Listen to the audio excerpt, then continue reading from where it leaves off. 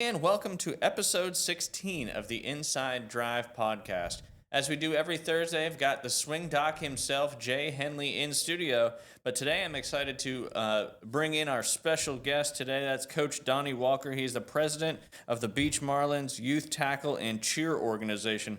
We'll talk a little bit about some of the challenges with youth sports. I know we touched on that a little bit on Tuesday as well, but kind of dive into some of that stuff that's going on right here in our own backyard. As always, got to give a shout out to Golf Plus, located in the Edgewater Shopping Plaza. They're right next to Firefly. Best place to go for repairs on your clubs, fittings on your clubs, anything with golf that you need to do. Swing by Golf Plus, and Alan and his crew will take great care of you. I know he's going to be able to come on the show hopefully in the next couple weeks, as his son is now in town helping him out, because I know he's been having a tough time trying to find employees. If you want to go get yourself fit or get a new pair or new set of golf clubs, or if you got something that needs to be fixed, you need some new grips. I know the weather is starting to get perfect for golf. You can give them a call at 850-249-2726 or online at golfplusretail.com. And then, of course, my favorite credit union in Bay County, that is PCU, Panhandle Credit Union. The quality relationships they have with the community is what Panhandle Credit Union is all about. Whether it is sponsoring an event, donating to a cause, providing loan options, or setting people up with great banking products, Panhandle Credit Union is here to serve those who live, work, worship, or attend school in Bay and other surrounding counties. Together, Panhandle Credit Union builds community. Visit panhandlecu.org or swing by any location to join. And, of course, got to give a shout-out to our Athlete of the Week sponsor. That is American Charlie. This week was Darren Elder was our Athlete of the Week. He won a $50 gift card to American Charlie's. They've got all the games on this weekend. They do big-time specials during games, and, of course, as they do, taking care of our first responders and military with discounts every day. Also located in the Edgewater Shopping Plaza. So give American Charlie's a try if you've never been there before. They support the youth here in Bay County, so go support them. Jay, how's everything going on the links? Mighty fine, Ryan. Mighty fine. Saw some more videos dropped. Hey, I got to keep them going, man. You're doing good with the engagement. Yeah. You got any programs, any youth programs or anything coming up? Oh boy, no, I don't actually. Wow. Got the holidays coming up. We're only 6 weeks away from Thanksgiving. Can you believe that? No, I can't. That's crazy. Halloween's in a few weeks. Yeah. And then all of a sudden, I think if you go to like Walmart or Sam's Club right now, you can get a Halloween costume, and get a turkey all at the same time and buy some Christmas decorations. Yeah. Pretty much the trifecta right now of holidays. That Christmas movies start next All week. at one time. Yes, Yeah. It's about that time. Yeah. Chevy Chase's Christmas Vacation. Absolutely. How many times you watch Varsity Blues this week? 5. Sounds like it's. I'm not shocked. I'm not shocked. Have you watched Varsity Blues? I have not. Oh my gosh! I have not. This guy is the Varsity Blues king. If there was ever a trivia night at a restaurant and the theme was Varsity Blues, it's on. It's game on. You on. would not lose, and if That's you did, right. I'd be extremely disappointed. Right. Extremely disappointed. I say I've not. I probably have. My wife makes me watch a lot, but it's been a long time. There you go. I got What you. year was that? 97? 97, 98 probably. Okay. Yeah. And it's just like the epitome of what's, football is mainly in towns that embrace and like that small town vibe where football is everything. Yeah. Texas football. Yeah, baby. Texas football Yeah. too, nonetheless. But want to bring on Coach Donnie Walker. He's the president of the Beach Marlins Youth Tackle and Cheer Organization. Donnie, thanks for coming on today. We appreciate you joining us. Of course. You've kind of been in football your whole life, right? Grew up playing youth football, played a little college football, and now you're giving back to the football community. Yes. Tell everybody a little bit about, your history with football. So I started my youth football experience at age 9, growing up in Illinois. You aren't allowed to start tackle football until age 9. So I played out there for a park league to start out with. It was like Douglas Park League or whatever. It wasn't, well put together. That was very short-lived in the city of Chicago. And then just growing up where I grew up through the Church of St. Agatha, got involved with the family there. And through them, I started playing football out in Lake Zurich, Illinois, small northwest suburban town north of Chicago. So I played for the Flames for 3 years. before going into high school. And again, some of the best times of my life, starting tackle football. We used to always play out in the backyard. Of course, that's where it started for us before school, in the schoolyard, hitting each other without pads on, things of that nature. So when we put the pads on, it was like, oh, this is nothing. It's easy. So I played 3 years there. And then I went on to high school. I played a year of high school football at Mount Carmel High School. Played my JV year there. Interestingly enough, Pierre Thomas was a teammate of mine on that freshman year before he transferred out to TF South. But I played a year there. Then I ended up getting into some trouble with the law out in Chicago, which landed me in juvenile detention. So that kind of put a curb in on my high school football playing years. But then coming out of that situation, I ended up at junior college, Harper College out in Palatine, Illinois, and played 2 years of junior college over at Harper College. Was getting recruited by Whitewater, Wisconsin, which is a Division III school. They win a lot of national championships. They win a lot of national championships. So our JV team at the time was playing their JV team out in Wisconsin. I was playing cornerback at the time. Grew up through youth league playing running back. Little corner at Mount Carmel. I played running back as well. But then in junior college, I transitioned over to play cornerback. So really was predominantly a corner in junior college. Anyway, second year there, after having not played football for several years, my first year there, I played periodically, sparingly here and there. Then second year earned a starting spot and tore the ACL, and that was kind of the extent of my football career there. So yeah, kind of rehab, but never, got into the workforce after that. Never really pursued football anymore after that injury in junior college. Well, certainly a story of resilience. That's yes, sure. yeah, That's for sure. for sure. And so, flash forward to now, what got you into coaching? So obviously I love the game. I have, still friends from to this day that I, play youth football with. Always had an interest in coaching. But just like probably most coaching dads, my son brought me into coaching. So we started with him at 6 years old. He's 10 now. And that's what brought me to the Beach Marlins, Beach Dolphins at the time. And I just, started out as, hey, I'll help out. I'll carry some bags around and just getting out there with the kids, seeing what was going on. I just felt like there was a little more that could be done. So I, kind of just stepped up to the plate to do that. Just dove all in. And all in. Once I get into something, it's all in. That sounds like you, Mulvey. Absolutely. Sounds like you. Yeah. We get along pretty well. Pretty well. Yeah. Pretty We're well. on the same Yeah, on the wavelength same page. a lot of time. Yeah. A lot of time. You said in Illinois they don't let them play tackle football until the age of 9. I think Alabama is very similar to that. What do you think about that? Do you think that's too much, or do you think that is, a good thing for kids to really not start diving into it until they're 9? So having coached the last 5 years, starting at the 5 and 6 year old level for tackle, I would say that if your kid's gonna play tackle football, I think starting them at the age of 7 is fair enough. Having coached 7 and 8 year olds, the game speed isn't that great in terms of head injuries or things of that nature. But having now a new group of 9-year-olds come in, because I'm coaching the 9 and 10-year-olds this year, the kids that are starting tackle football at 9, they're behind obviously from what they know, but I think the biggest detriment is the timidness that needs to go away.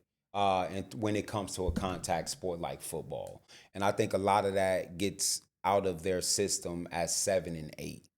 So now at 9, they're a little bit more prepared for the contact that comes with the sport, because it gets a little more aggressive. Yes, absolutely. I was glad you said that, because we can kind of see that on on the junior team for the Beach Marlins, is all these first-time kids, they're just not as used to it, or whatever the right word is for that. And, it's taken, a little while for them to really get their noses in there and start actually, bringing on contact. But yeah, if you've never really done it before, I guess that's why, you're not used to it yet, and it takes, time for that kind of stuff to get figured out. Oh, for sure. I tell all the parents. I mean, the first year players, year one is going to be trying. Yes. I think we were talking about it the other day. I've had one kid in 5 years that has shown aggression from day one. Yep. And he was a jiu-jitsu kid. So he came from that tussling mentality. But I mean, even my own kid at 6 wasn't, at 6 years old, of course. But at 9, you're just not used to, full on slamming into someone and not getting in trouble for it, or tackling somebody almost to a body slam and not getting, in trouble for it if you've never been in that type of combat. So it could be difficult. So I think starting early is not a bad thing if there's structure. I like the way we play in our league where there's a weight limit. Yep. So that you can't have, kids that are just bigger than everyone else, running the ball, hurting kids that aren't really developed yet. So, well, and it makes sense too. Like if parents are worried about their kids getting hurt at that 5 and 6 year old age, like you just said, it's not really like super speed, and these kids aren't going full out, or they may be going full out, but there's not as much mass to hit with and all that, so the dangers aren't really as high. Correct. It is. I never really thought about that before until you just brought that up. Correct. Well, and as a football person, I mean, I was approached about Dre playing at 5, my son playing at 5, and I was even like, whoa, that's too early, just coming from where I come from. But after again having him in it, realizing, okay, it's not as dangerous as people think it is. Yeah. So you think watching The Waterboy might help with aggression? I don't know if these kids know who Captain Insano is. That might scare them off right there. They do a couple backflips on hits in that movie. Yeah. That's right. Sheesh. Another Adam Sandler classic. Oh, yeah. Well, that's kind of the same point. Like, he didn't really know how to use his aggression yet. Correct. Until he channeled it with, the visions and the different things. You talk about his mama. Correct. Yeah. And in this day and age, I mean, especially our bigger kids at school places, they're always getting told you're too rough. The boys are too rough. You got to calm down. So, if you're coming in with that mentality at 9, 10 years old, you're naturally in the back of your mind probably thinking, hey, I can't be too rough. Yeah. Until you catch on that, hey, this is a different zoo. Right. And you are allowed to be as rough as you need to be to achieve what you need to achieve on the field. Yeah. Old Captain Insane. Oh, goodness. This is kind of a little bit of an onion, but what are some of the challenges, obviously, with youth football, specifically in our area, that just kind of make it tough to, kind of operate each year in and out? Oh, that's a It's a little bit of an onion there. It is, and I mean, and I'm sure this is fairly common in most areas, not just for here sure, in Bay County. Not just Bay County. I think Bay County, it's and obviously outside the county too, because these leagues kind of stretch all over the Panhandle. Yes. Well, for example, the league that we're in, there's 17 organizations that stretch all the way to Baker. So if you go to the west side, there's Crestview, Baker, Shalimar, teams like that, Fort Walton Beach. And then out east, and that's naming a few, out east, we go all the way to Chipley, Vernon. So we've got Lynn Haven, Callaway. So a lot of different cities. I think the challenge, one challenge, beach side is, the beach just doesn't take football serious. So we're trying to get there to where, the sport needs to be taken a little bit more serious, just for not just what it does for the kids on the field, but off the field as well. The life lessons it teaches, the bonds that you build through it. So that's a challenge, especially coming from the sports, at our Frank Browns and our places like that. And no knock, but where, parents are used to perhaps practicing one time a week, then having a game. The commitment for football is tremendous. It's a lot bigger commitment. It is a lot bigger commitment. So you're out there 3 days a week practicing. You're giving up 6 to 8 hours a week. And then you have a game on the weekend. So now and it's on a Saturday. So you're, kind of disrupting any weekend trips you may want to do throughout the year. So there's a lot of commitment that comes into play when you want to play tackle football, as well as, the different things that have to be taught. You hear a lot of things out there. Kids are experiencing a lot of different emotions. So it's a lot for a parent to have to want to deal with on a regular basis. So you really have to be into it and understand the value. Another issue I see is just having community buy-in. Yeah. I think for us, especially in Bay County, there's so many pocket teams, I like to call it. Yep. Right, where there's not, I mean, you have Panama City, Lynn Haven, you have your cities, but there's like a lot of pop-up teams, Yep. which dilutes the talent on said teams, right? Iron sharpens iron. Yeah. And in our situation where you have two different leagues, where our league isn't allowed to participate with the other teams during league play. So, for example, when our season starts, which starts January 1st, we're not allowed to scrimmage, play against or any preseason games against teams that are not in our league. So that's a lot of work that kids are unable to get. And then when you think about these teams not having community buy-in, that's a lot of talent that's just off over here. Yeah. And as opposed to playing for their town. There used to be a lot of park pride, town pride, city pride. Hey, we play and we're going to go represent that school as we get older.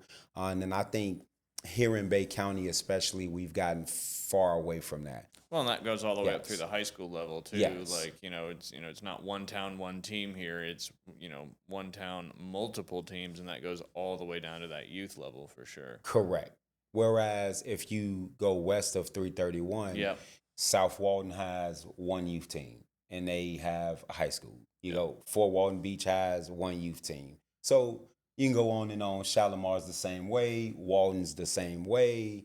So Walton County, Okaloosa County, they are tied in that manner, right? So here you have a beach team. Yes, you have a Lynn Haven team, but across Panama City, you'll have Panama City, OTG.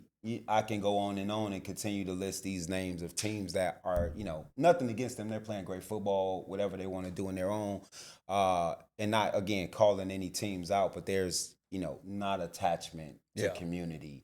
And I think that holds a lot of resources back in terms of being able to work hand in hand with the city because we are providing something that city and/or county does not provide for the youth at our age groups. They do provide it in the middle school, which is another thing to talk about. Yeah, that's a whole nother topic. But for kids not middle school age, there is no tackle football provided other than club. Yeah. Football. So other than the youth organizations. Correct. One of the things that I've kind of noticed is in this day and age, we've kind of got to this, and the parents are, I think, more at fault on this than the kids, that if I think my kid should be playing more and, doing more stuff, I just take my ball and I go somewhere else. Correct. And that's kind of, again, that kind of ties up to the high school level too with the school choice thing.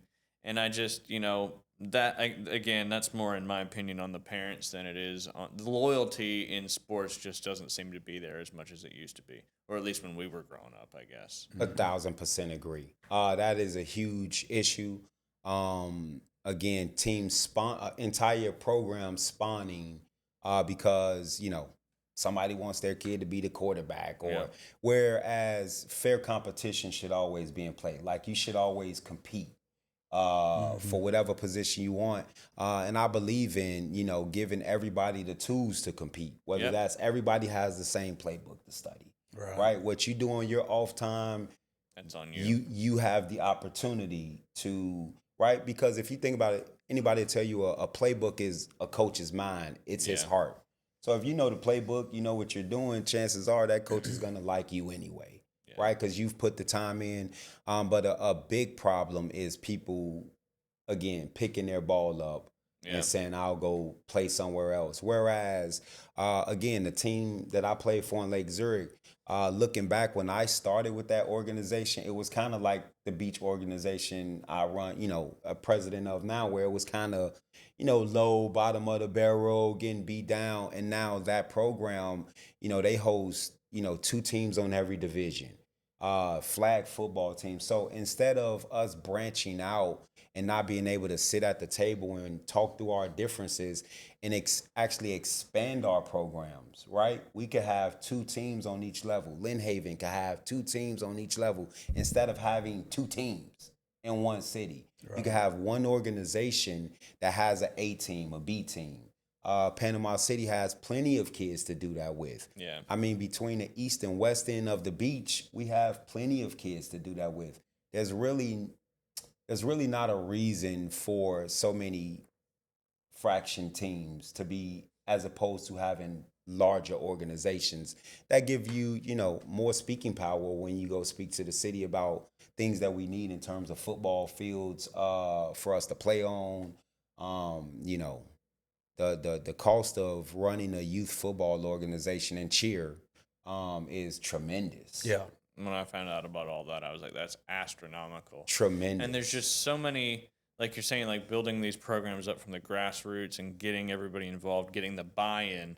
There's a lot of big hurdles when it comes to that. And I just feel like we don't have everybody working together in the same direction, which at the end of the day, it benefits the kids. Correct. And, it Correct. should always be about the kids first and foremost. And if we're not doing that, then we're not moving in the right direction. Yeah. That's Correct. just my opinion. Correct.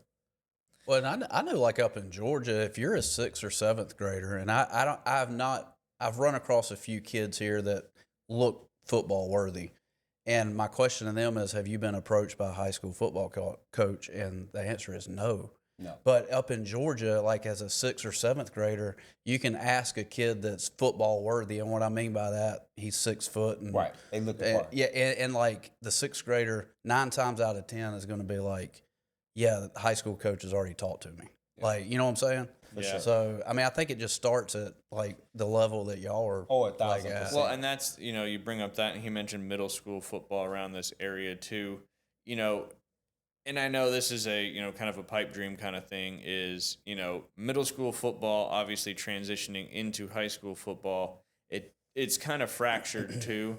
And like all the club sports, and I know this is kind of a dream of yours, is to just, let's find some other sports in the middle school that not can replace football, but then, can, be added with football coming out, and then just let the club teams, run all the way up through, the 8th grade age, whether that's Correct. 14 or 13, I don't really know.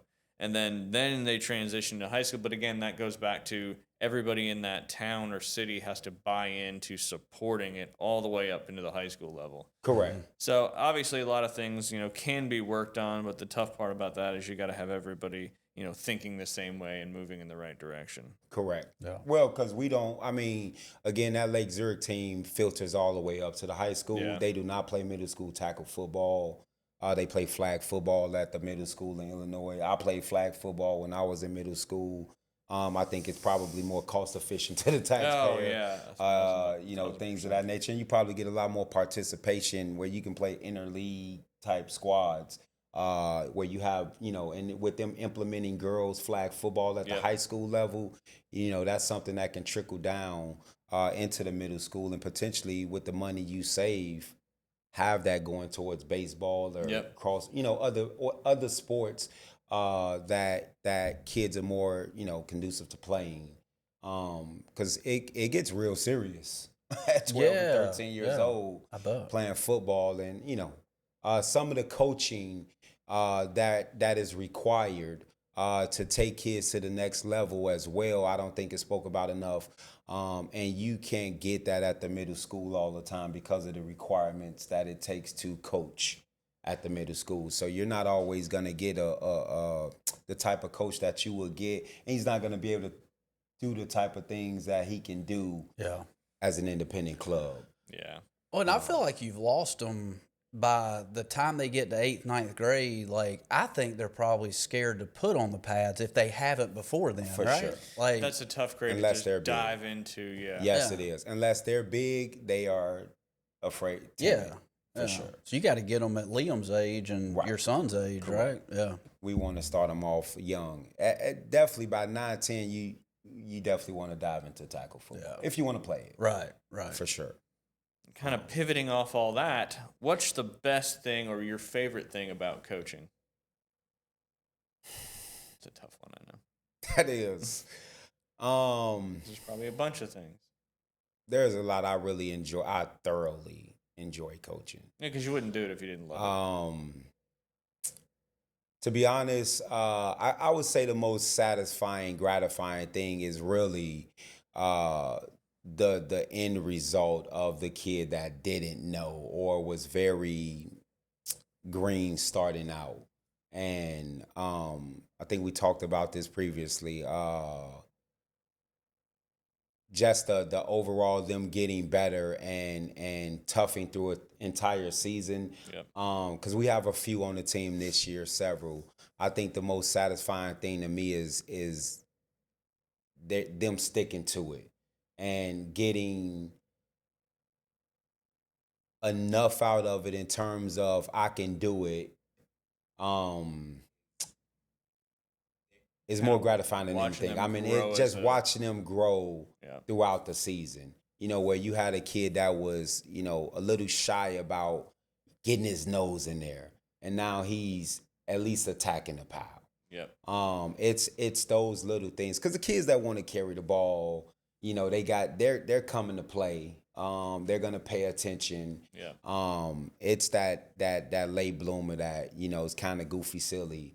And all of a sudden, you see him throw that block, and you like, there it is. Yep. Kind of been waiting for it Right? to You see appear him and wrap then- get that one little tackle, and you like, there you go. And you see that light bulb go off. That is the most gratifying thing to me. Like it's, more than any touchdown getting scored Yep. or it's the last man, the 12th man that starts shining because that lets me know that, the coaching works. Yes. Because Yes. again, the ones that know how and have high IQ, they're gonna get it. Yep. Like they're gonna get it eventually, even if it's their first year 2 or 3. Those kids will blossom if they stick with it. Yep. So yeah, that's my most satisfying thing, and we've had one about every year. That is just that don't play very much, kind of been getting beat up at practice all year, and they just had that one triumphant moment. Yeah. And I not had make them addicted to football the rest of their life. Yeah, I had a kid, sizable kid, the year before last on our junior team, and we had big expectations for him at the beginning of the year, just based off of his size, and it just wasn't there. Yeah. Right, it just wasn't there, and throughout the whole year, he periodically played, got better as the season went along, and got tougher, got a little meaner, and then we do this thing called Ring of Fire, and yeah. And it's just they sumo wrestling, tussling, throw each other out of the ring type of thing. And he goes up against our then MVP of the team, right? Toughest kid on the team, and he throws this kid out the circle. I bet everybody Right. went nuts. Yeah. Everybody went nuts. I'm like, wet eyes, like, oh God, like, good job. We're cheering them on, and it's just one of those things where, you can do it, and the kid just, felt good, and his, parents like, thank you, And it's just knowing that built his confidence. Yeah. That's right. Rewarding. Through the roof, and seeing the kids come together. I don't know if you were at that practice where, Isaiah on little Isaiah on the Pee Wees. Yeah. We did something. He made a tackle, and actually we were doing a relay race. Gotcha. And he was the last anchor to bring it up, and their team had a big lead. They ended up winning, and the Pee Wees juniors that were a part of that team all picked him up and like put him on his shoulders like a Rudy. Oh yeah. So just seeing the kids from every level really attached to each other, because that's what we try to preach. Like, as you go through this program, we would like you to come back. Right. And help if you're in the area, and really start building community. Yeah. Amongst the football team. Family for sure. For sure. Right, yeah. Jay, I'm sure you can relate to that a little bit on the golf course when those kids have their aha moments. Yep. I can think back years ago where I did a long drive competition. I had like 20 kids, and there was this little girl that went up against actually a kid that plays football now for Northgate High School up in Georgia. But she's like, Coach Jay, there's no way I can beat this kid. He's like, 10 foot tall. And I was like, you can do it. You can do it. And she ended up beating him in a long drive competition awesome. in front of 20 other kids. Yeah. And it was one of those moments. It was a teary-eyed coaching moment of like, you can do anything. Anything. Yeah. Just got to put your mind to it. 1,000%. Yeah. That's all. Yeah. The best feeling. Yep. It is. Doubt. It's the best No feeling. doubt. It is. We had a little dude who's been on our Dynasty flag football team since the first year we ever did it. And he's a very undersized kid. His name is Garrett. And this past season in the winter, he caught like 3 passes and almost scored a touchdown. But it's just so fun to watch all his teammates celebrate his success. That's right. Yes. And it really doesn't get much better than that. Yeah. Garrett's been with us since the get-go. Yeah. It's crazy how they know and can feel it. Like their teammates, their peers, they're like, you don't think that they notice that they're struggling because everybody's kind of doing their own thing and they usually are in their little pockets of, friends and, but they notice on the team who's struggling. Yeah. And when they do something good, they're just like, oh, so-and-so finally. So it's the coolest thing. It really is. Yeah. It really is. It's supposed to be like that. Oh, yeah. Yeah. Couple Thursday night football games tonight. You got Destin, who's 1-5, traveling up to Bozeman, who's 3-3, trying to make it 4-3 on the season. And then the big one, you got the big district matchup between the 5-1 Mosley Dolphins traveling over to Niceville, who's only 4-3 right now on the season. But if Mosley goes into Niceville and wins, they'll be district champions, I think, for the 3rd year in a row. I could be wrong about that. So big game. It'll also be streamed on YouTube by 2 of our favorite people, David Hayes and Kyle Wright. So you can check it out. Just search Mosley Dolphin Football on YouTube, and you'll be able to watch the game. Unless you want to make the trip over there to Niceville. Mosley-Niceville is always a battle on the gridiron. So I'm looking forward to seeing what goes down tonight. And then a couple games on Friday Night Lights. You've got Arnold traveling over to the Vikings of Fort Walton Beach. That's a really nice stadium over there, nice turf field. Fort Walton Beach is 1-6. Arnold trying to get it to 3-4 after their victory over Walton for homecoming. North Bay Haven 3-3, traveling to take on Rutherford. I'm guessing that's at Tommy Oliver Stadium. Freeport and South Walton will go to battle at South Walton. Freeport's 4-1, South Walton's 4-2. Ooh. And then Vernon and Holmes County. Vernon trying to put a win in the win column. That'll be tough against a good Holmes County team who's 3-3. And then Bay is traveling to West Florida to keep their hot season going on. They are 5-1, taking on the 4-2 West Florida team. So good luck to all of our local and area teams tonight and tomorrow night in Friday Night Lights. Got some good matchups this week. That's some good matchups. Yep. Did you say Bozeman in there? Did they have a game this weekend? They may have a bye this week. Let me double check. Or no, they're playing tonight. They're playing. I might have missed them. Oh. Yeah, they are going against. Today is Thursday. There we go. It's homecoming week up at Bozeman this week. Is it? Yeah. Mm-hmm. Yeah, but Destin's traveling over. Yep, homecoming weekend there for the Bozeman Bucks. Homecoming's always so much fun to be a part of. All right. Those are some good matchups. That Niceville game against Mosley should be good. Yep. Mm-hmm. Niceville looking to play spoiler this year. It's always a war. I remember the Niceville Mosley game last year. I think went down to the last play, if I remember correctly. Got some big games coming up this weekend on the college football side of things.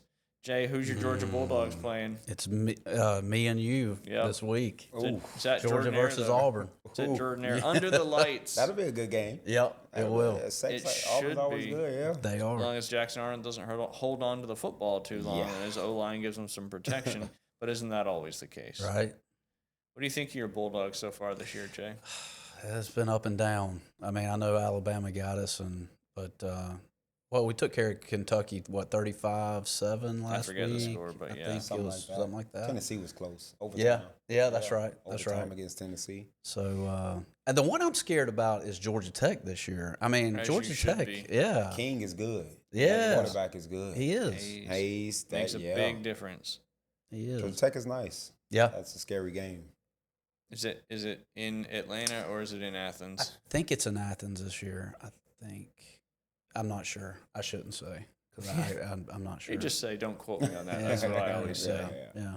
Got a couple Big Ten matchups as well. That Georgia-Auburn game is at 6:30. Then you got Ohio State and Illinois for that big noon kickoff. That'll be a good game. Should be a good one there. Obviously, Ohio State still undefeated. Illinois' only loss came to the Indiana Hoosiers in that blowout win. Indiana's got a big one this week as well.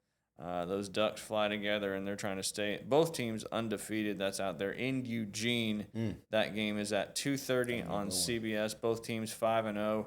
Oregon obviously went into Penn State last week or 2 weeks ago in the whiteout and came out victorious in overtime. Dante Moore's been having a great year, the UCLA transfer. And then the Red River rivalry. Oh, yeah. God, you nail that every time. He says it so well. I try to say it very deliberately and slow. If I say it fast, it'll be slurred. Oh, yeah. Red River rivalry. It's a tough one. But, yeah, that'll be down there at the Cotton Bowl. And Oklahoma trying to stay undefeated, trying to stay atop of the SEC as Texas has really faltered this year. The team's just not coming to fruition as much as they probably should be on paper. Your Rambling Wreck, they take on Virginia Tech. Yeah, Georgia Tech's 5-0 on the season. Indiana-Oregon game. I want to see that That'll one. be good. That's gonna be. I was on the Arch Manning bandwagon to start. Yeah, I still am. Yeah? I still like Arch. I mean, the hype has died down a little bit, but we'll see if he can bounce back. There's not a lot of quarterbacks that have had that level of pressure on them before they even become the starter for the team, their respective team. And those two tough places to play. I mean, going into the swamp. Yep. And then Ohio State, I mean, probably best defense in the country. So No doubt. I mean, that is tough. And the first game of the season, too, is always a tough one. Oh, yeah. And then speaking of the Crimson Tide, they take on the undefeated Missouri Tigers. That's up there in Missouri. Columbia, I believe, is where Missouri is. Good game. We'll see if Alabama can keep the win streak going. Right now, Alabama is favored 3.5 on the road. Jay, who wins that game? In Missouri. Or as they say up there, Missouri.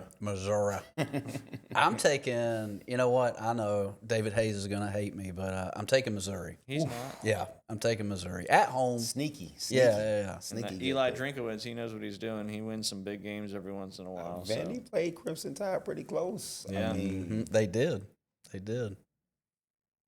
Got South Carolina and LSU is another good. That's a good game. Good game. Is Sellers healthy now? I don't know if he's 100%. He's playing. I want to say yes. I don't know if he's 100%. Because he makes or breaks that offense for sure. He's a stud. He is a stud. stud. He is. Oof. Another kind of sneaky good game on the college front. Michigan at USC. That is down there in the Coliseum. Michigan's got to travel to Los Angeles. Both teams 4-1 right now. I guess with the home field advantage, USC is a 2.5-point favorite. Over Big Blue. Over your big. Yeah, I got a Cuban sandwich on the line for this one. I don't do it. From the gas station? You know. That's right. Best Cuban sandwich in the area. That should be a good game. Underwood's been playing really well. Yeah, he has. For a true freshman quarterback, and Haynes has just been. I mean, thank you, Alabama. Yeah, he has been a godsend. I mean, I think 4th in the country right now in rushing. He has been a dog. So absolutely, I like it. Yeah, the transfer stuff is wild. It is very wild. And then some NFL games coming up. Obviously, we got a Thursday night game coming up, a little NFC East matchup between the Eagles and the Giants. Eagles coming off their first loss of the season to the Bucs. Kind of let that game get away. At some point this season, you would think Saquon Barkley would get going with the run game because that's really the difference between last year and this year is he was rushing, I think, for 7.6 yards per carry, and this year it's down to less than 5. Yeah. That's a big difference. But he'll get going. He's still Saquon Barkley. And I think Jackson Dart kind of came back to reality a little bit last week. But he's going to have a monster game against that Eagles defense because arguably the best defense in the NFL with the dudes they got on that side of the ball. It's Georgia, too, over there. Yeah, it is. It's just a pipiline from Georgia's defense. Get all of these players. Underhanded. Yeah. Something's going on. Sheesh. You got the Niners and the Bucs both at the top of the NFC. I'm still just baffled that the Niners are 4-1 with everything going That on. is wild business. I mean, talk about a coaching job. Yeah. If you had to pick a coach of the year right now, I think Shanahan would certainly be that one because, resurging Mac Jones's career. It's kind of what he did with Darnold a little bit too. And you just kind of go back and what if the Niners would have drafted Mac Jones instead of Trey Lance? And I think that's who Shanahan actually wanted. Yeah. Who knows where Mac's career would be right now instead of, going to a third team when the Patriots just kind of shoot him off and, it was like trash that they just took out to the curb. Oh, yeah. You got the Broncos and the Jets, the Browns and the Steelers. That'll be game number 2 for Dylan Gabriel. Chargers and the Dolphins. Chargers are kind of starting to fall off a little bit, but they've also had a lot of injuries. Pats and the Saints could be another good win there for Drake May. The Saints obviously just not a great football team this year. Rams at the Ravens. Ravens just, again, injuries kind of ravishing that team, especially on the defensive side of the ball. They went from, being able to stop everybody last year to not be able to stop anybody this year. I think they're last in defense right now in the league. I think Lamar's out for a few more weeks. Yep. Yeah, those soft tissue injuries, they linger. Yeah. And, Lamar is obviously a difference maker there for the Ravens. Colts and the Cardinals. Daniel Jones got another home game. Cardinals just can't find a way to close out games. That was brutal. They've been beaten a lot at the end of the game. And Daniel Jones just speaking of resurgent quarterbacks, he's just having a monster resurge. And, it gets to that point where you get these quarterbacks that are drafted by, good quarterbacks in college that are drafted by poor teams because that's how it works. The teams that get the higher draft picks are typically not good teams. Right. And you got these studs out of college that go to these teams. And, if you don't go to an offensive-minded head coach, your career may not get started off the way you wanted it to, and you kind of see that like we were just talking about with Darnold and Mac Jones. They go to an offensive-minded head coach that plays are designed to get the guys open fast and have a lot of leverage, and all you got to do is put the ball where it needs to be, and it's a lot of success.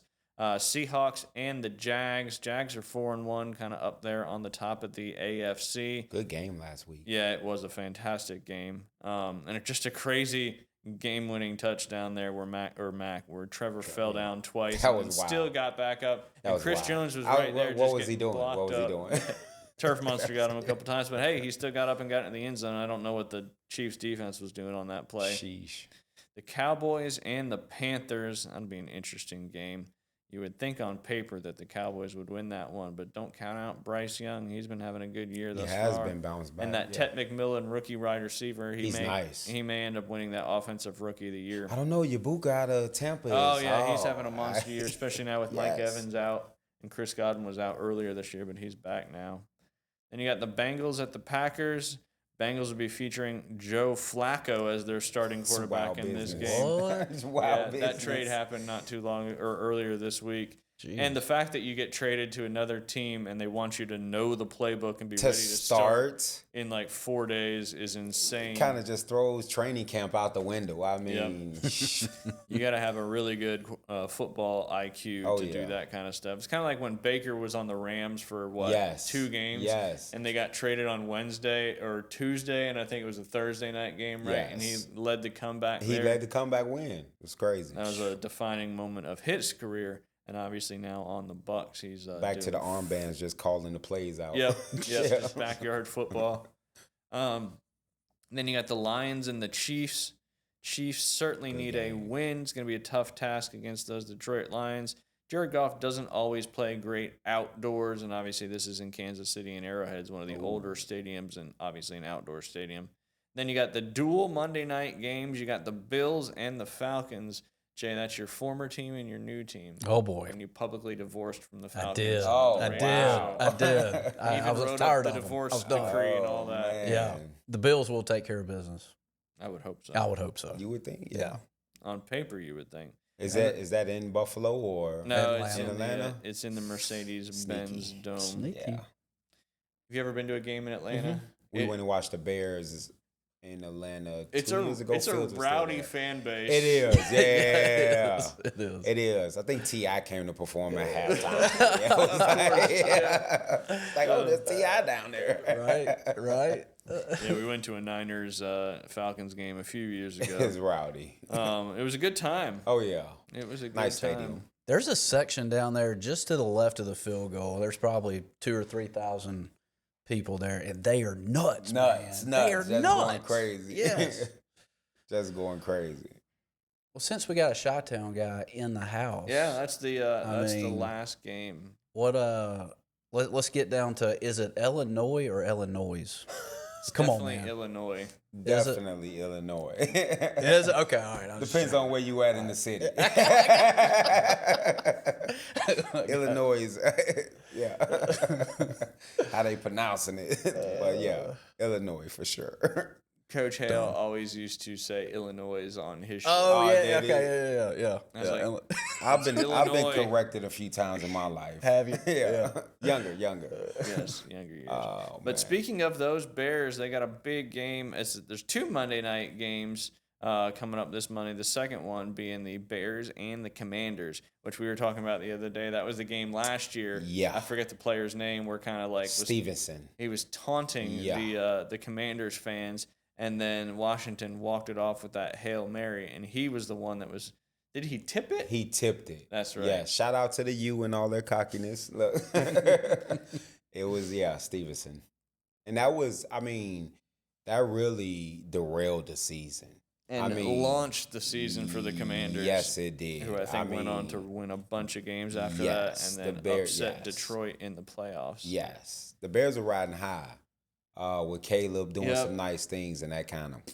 So hopefully we get it back this year. That would, and it projects us Yes, up coming absolutely. off the bye week. So Absolutely. Caleb's been all right.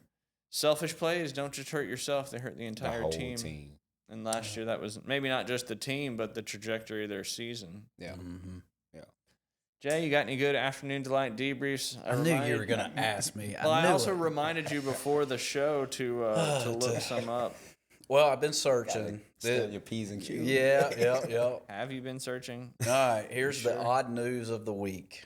Alligator tries to crash happy hour at a tiki bar in Florida. What? Yeah.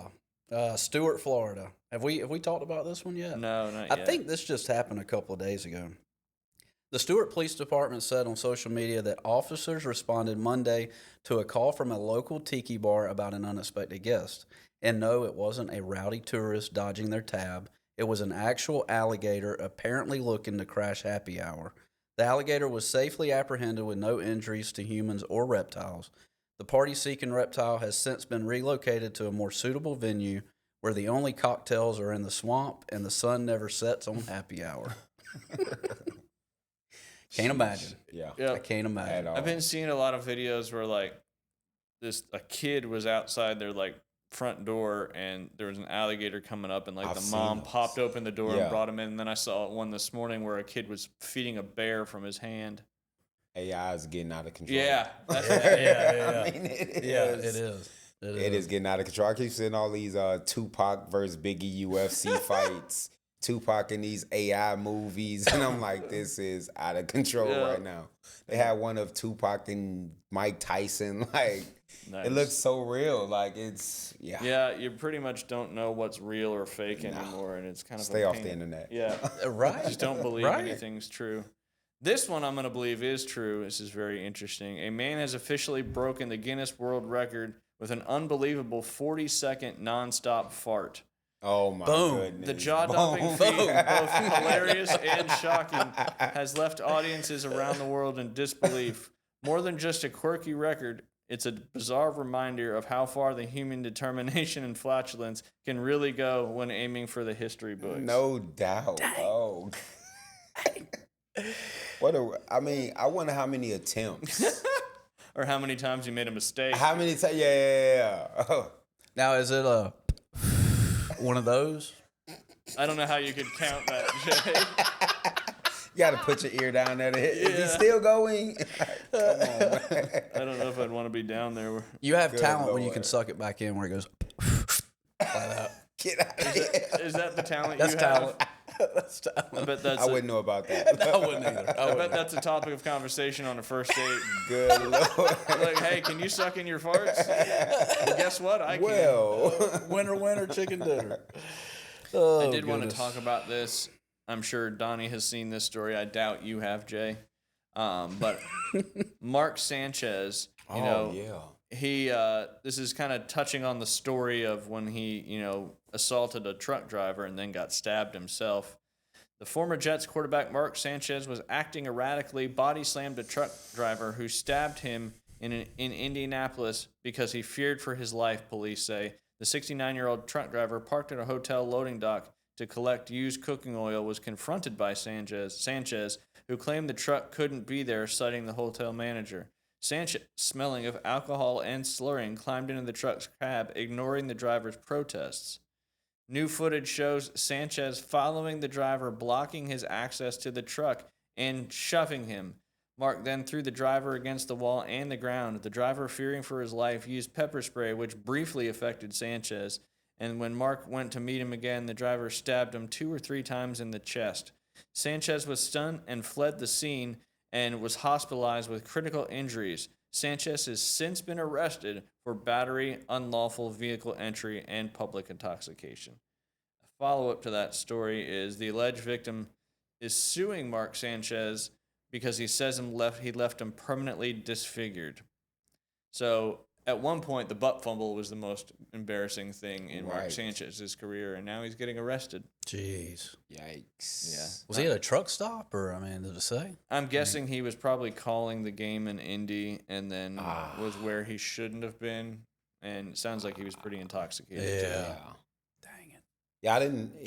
I heard of the story, but didn't read that follow up of what actually happened. Yeah.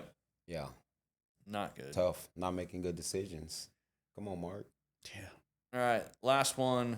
And then Jamie, let you read that Skins game thing coming back. Remember, I texted that to you. Oh, yeah. Doing your work for you. you. Thank you, Ryan. All right, this is another wild one. Florida woman arrested for throwing 100 used tampons into ex's yard, which is apparently a crime. That's all I got. That's all it is. Say it one more time. Say it again. I missed it. Florida woman, it's not just Florida men. Florida woman arrested for throwing 100 used tampons into ex's yard, which is apparently a crime. I have so many questions. What, she just collect them all? No kidding. Gross. Jay, that's probably happened to you before, hasn't it? No. That's insane. This guy. 100 tampons. Only in Florida. Really upset. Only in Florida. Only in Florida. Only in the I wonder what he Panhandle. did. Sheesh. There's no telling. There's no telling. Ain't no telling. That's Ain't crazy. no telling. That's a weird get back. You want to read that Skins game thing? Well, the I tried to golfers open out it there. up, and it Who stores 100? Anyway. That's And what I'm that's what I saying. get. She just collect them. You got to look at the post. You read the post. Come I on. did. That's what I got. I tried to open it up, and then I just get a picture of Jack and Lee and Arnie. There's the caption. That's what you have to read. Sorry, I got you. Yeah, it's not. The Skins game is officially returning on November 28th, Black Friday, with a revamped cast and a modern twist. The field features Tommy Fleetwood, Keegan Bradley, Justin Thomas, and Xander Schauffele among golf's top stars. The comeback event will be held at Panther National in Florida, a course co-designed by Justin Thomas and Jack Nicklaus. A new take on the format, each player starts with $1 million and their totals rise or fall based on the hole-by-hole performance. A reverse purse twist on the traditional Skins format. Tied holes carry over as usual. The action kicks off at 9 a.m. Eastern Time on Prime Video, paired with a full day of live sports on the platform. Once a staple event that featured legends like Jack Nicklaus, Arnold Palmer, and Tiger Woods, the Skins game is set to revive the same excitement. I can remember watching the Skins game with my dad, and it was just such a cool format because these guys at the time, they were winning a lot of money. Right. And there was so much pressure to, because you had to validate and all that good stuff. But I'm glad they're bringing that back. They've done so much like the TGL, all these new, high-tech stuff. It's nice that they're bringing something back that's kind of nostalgic in the world of golf. So And they give back to charity with the Skins typically, game, yeah, right? they'll each pick a charity, and whatever they win in the Skins game, they donate. Yeah. Not like these guys need more money anyway. No. Just a little bit. That's a They crazy. sure isn't it? make a ton. Well, gentlemen, it's been a pleasure, and Donnie, I appreciate you coming on, and appreciate thanks for everything you having do me. for obviously all the youth in the beach area. Obviously, all the kids. My kid, I appreciate. It's been a blast so far this Good season, deal. He's been great. and I know we're not done yet. So Oh, not at all. we got a big game coming up this weekend at Southport in Southport at Bozeman High. And then I believe we have a bye week, and then the playoffs will get Yes, going. sir. And once the playoffs start, Jay, everybody's 0-0. Anything Yep. can happen. That's right. You Anything got can that happen. right. That's where the magic happens. Yes, it for does. sure. I For like it. sure. Well, gentlemen, I appreciate it very much. Everybody out there, appreciate you tuning in. Obviously, it's live on YouTube and Facebook, but it'll be on all the podcast channels coming up tomorrow, and we'll have some fun highlight clips as well. So make sure you follow all of our channels. And again, we appreciate you watching and listening to the Inside Drive podcast. Y'all have a great rest of your week and a great weekend. Enjoy some good football.